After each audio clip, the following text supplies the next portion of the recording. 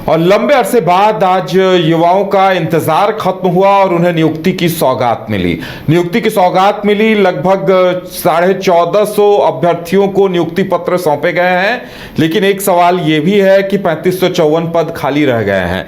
नीरज हमारे साथ मौजूद है। नीरज, देखिए, एक बड़े जश्न का मौका था उन अभ्यर्थियों के लिए जिन्होंने लंबा इंतजार किया था।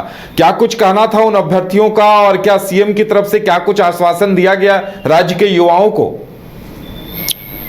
और देखिए, जितने भी सफल अभ्यर्थी थे जिन्हें आज नियुक्ति पत्र मुख्यमंत्री हेमंत सोरेन की ओर से मिला है, सभी काफ़ी एक्साइटेड थे, खुश नज़र आ रहे थे, क्योंकि लंबे समय के बाद राज्य में जो शिक्षकों की बहाली है वो ही है। और ये अगर बात करें जो सहायक आचार्य हैं, क्योंकि 2016 के बाद जेटेट की परीक्षा राज्य में आयोजित नहीं की गई है, तो उसके बाद से कोई उस तरह की प्रक्रिया जो है नियुक्ति की अपनाई नहीं गई। इस कारण से जो है बहुत सारे जो शिक्षक हैं वो, अगर पारा शिक्षक की बात कर ले या फिर गैर पारा की बात कर ले, उन्हें नियुक्ति नहीं मिल पाई।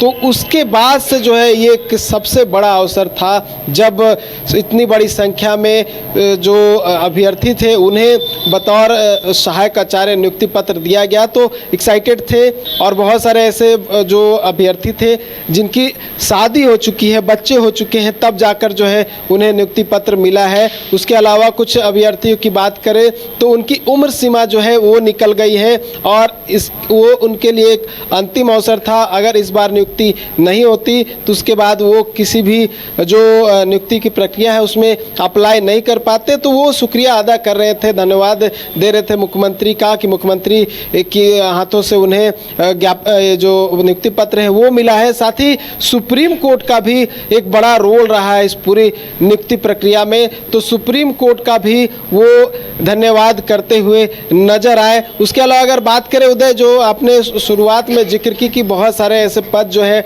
वो खाली रह गए हैं, क्योंकि 1454 अभ्यर्थियों का ही जो रिजल्ट था वो पहली मेरिट लिस्ट में आया है, और 207 के लगभग जो अभ्यर्थी है वो मेरिट लिस्ट से बाहर चले गए हैं, और कुल पद जो है 5008 है। ऐसे में लगभग 3000 से अधिक जो पद हैं वो अभी खाली हैं। उसको जेएसएससी की ओर से कैसे भरा जाएगा और शिक्षा विभाग की ओर से क्या कुछ निर्देश दिया गया है, इसको लेकर भी देखने वाली बात होगी क्या कुछ होता है। उसके अलावा अगर बात करें तो जो अन्य कैटेगरी है जिसमें सोशल साइंस है, जो लैंग्वेज टीचर है, उसके अलावा अगर बात करें तो इंटरमीडिएट ट्रेन टीचर 1 to 5 है, इसके अभी मेरिट लिस्ट आने बाकी है, क्योंकि वो भी संशोधित मेरिट लिस्ट आना है। इससे पहले जो भी रिजल्ट जारी किया गया था उसे रद्द कर दिया गया है, तो उसको लेकर भी चीज़ें बाद में आ सकती है। लेकिन ये ज़रूर है कि एक महत्वपूर्ण जो क्वेश्चन यहाँ पे निकल कर सामने आता है कि क्या जो बचे हुए पद हैं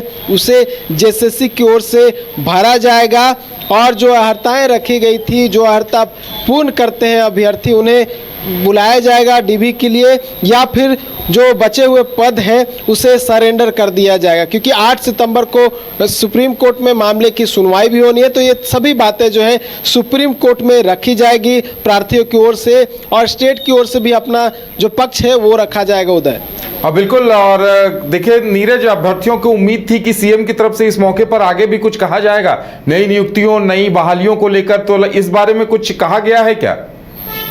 देखिए, मुख्यमंत्री हेमंत सोरेन की ओर से कहा गया है कि वो रेगुलर जो है नियुक्ति के जो एक रास्ता है उसमें आगे बढ़ेंगे। उनका मुख्य उद्देश्य यही है कि कैसे युवाओं को नियुक्ति मिले, कैसे अधिक से अधिक जो युवा है वो रोजगार से जुड़े, उनका मुख्य उद्देश्य यही है। तो वो चाहेंगे कि जल्द से जल्द जितनी भी नियुक्तियां हैं वो पूर्ण हो सके। तो ये मुख्यमंत्री हेमंत सोरेन का जो बात था वो कैबिनेट की बैठक के बाद रखा गया था। हालांकि बहुत सारी बातें जो है मुख्यमंत्री हेमंत सोरेन ने नियुक्ति पत्र वितरण के दौरान भी कही थी, और हो सकता है कि आज की कैबिनेट की बात जो है कई जो अन्य नियुक्तियां हैं उसको लेकर भी निर्णय लिया जा सकता है, क्योंकि राज्य में अभी बहुत सारी जो नियुक्तियां हैं वो होनी है, तो इसको लेकर भी बहुत सारी जो चीज़ें हैं विभिन्न विभाग की तरफ से वो आ सकती है। उदय, चलिए नीरज, हमारे साथ जुड़ने के लिए और तमाम जानकारी देने के लिए बहुत बहुत धन्यवाद। तो राज्य के युवाओं को अब इंतजार इस बात का रहेगा कि नई नियुक्तियों की प्रक्रिया और जो खाली पद रह गए हैं उसको लेकर जेएसएससी की तरफ से, सरकार की तरफ से क्या निर्णय लिया जाता है।